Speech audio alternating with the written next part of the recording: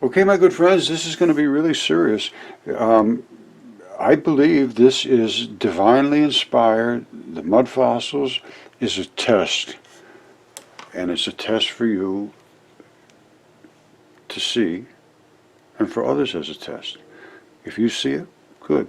If you don't, well, to my way of thinking, you failed the test.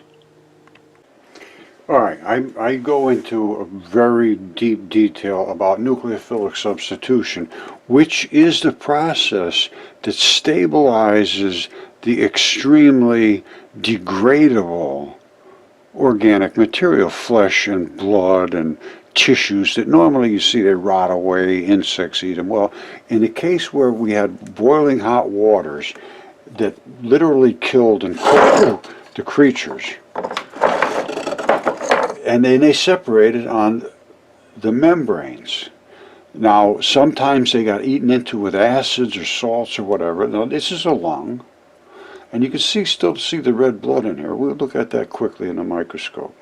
This is another lung, and again, they get flat as a pancake on the back because these were in a hot water flood, and this was understood by Velikovsky, who did all the research. This is another lung. I'm going to show you this one.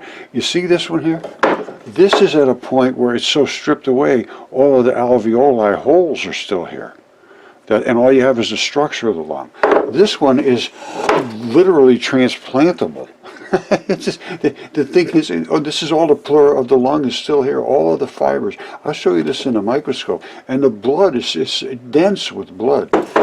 This one is in between. It's got half of this on it, it's peeling away, and then it's got just the bloody tissue inside. And this one here turned into this type of a thing. Now this guy might have been a smoker. You see, this is all this black down here. But lungs do that. You have black and you have red blood. The black is the deoxygenated blood, and it might have been coming in here from the, I'm not sure whether, I don't know why it's at the bottom.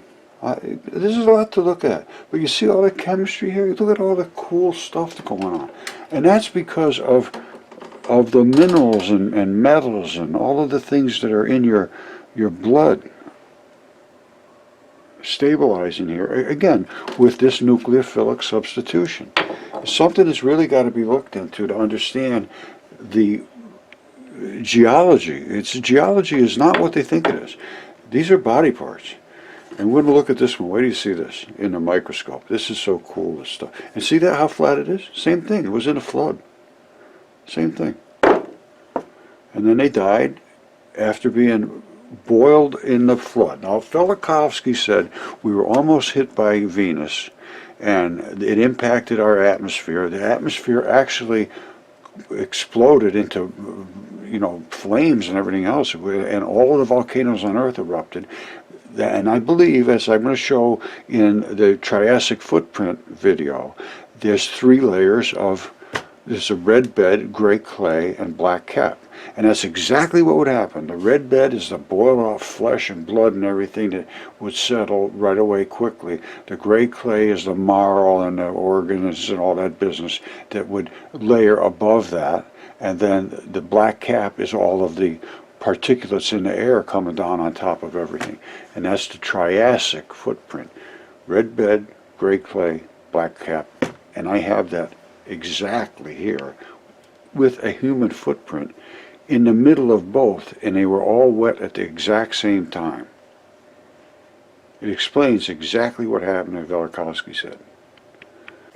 All right, either I have or I will show you this lung here that has the blood gushing out of it. And that's what's inside these lungs. That's what a lung is made like. Now this is the bloody spot on the lung. I put a little water on it, that's why it's darker.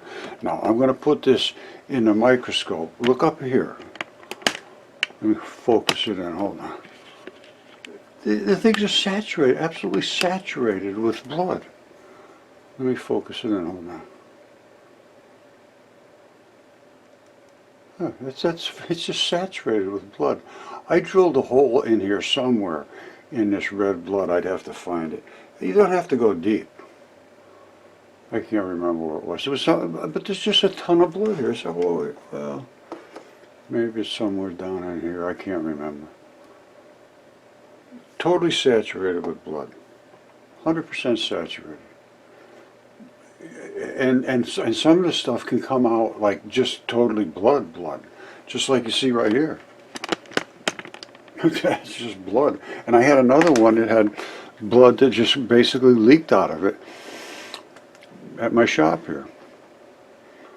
And it is right here.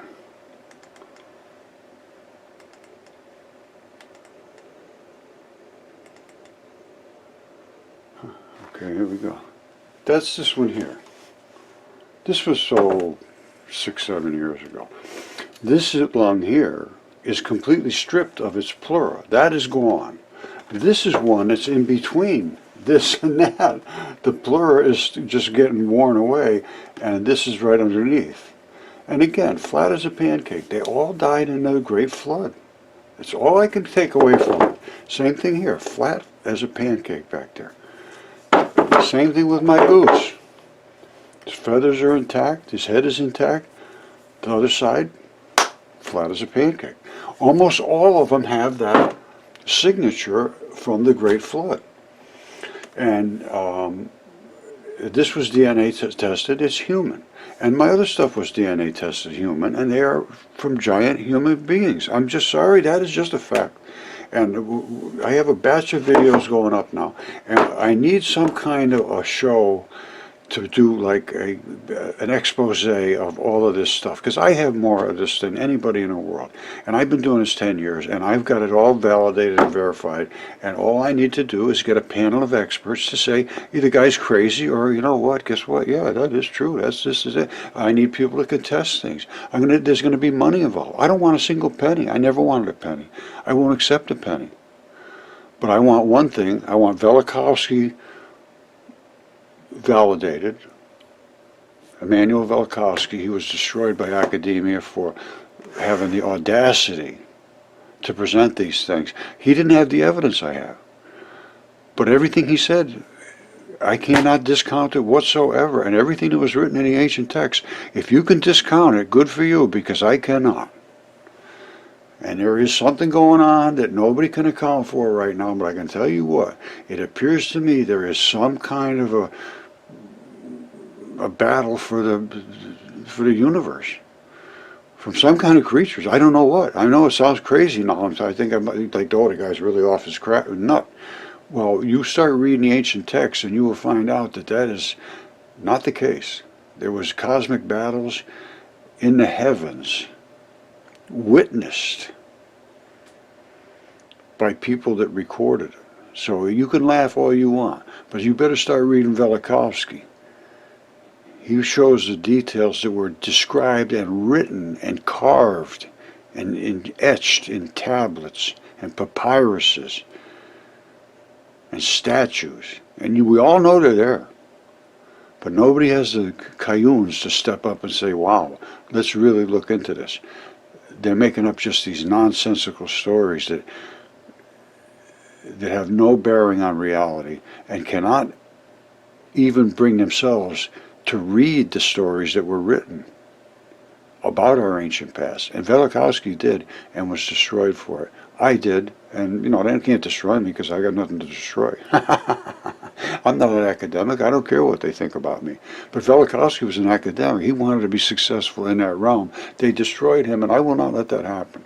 I wrote a book about him. It's called it's called Mudfossils and Velikovsky and Minds in Collision. And that's what it is. It's the minds of these academics that peer together in these groups, in these peer review groups that won't allow anything that makes them vulnerable to their bully peers. And that's what it's become, bully peerism.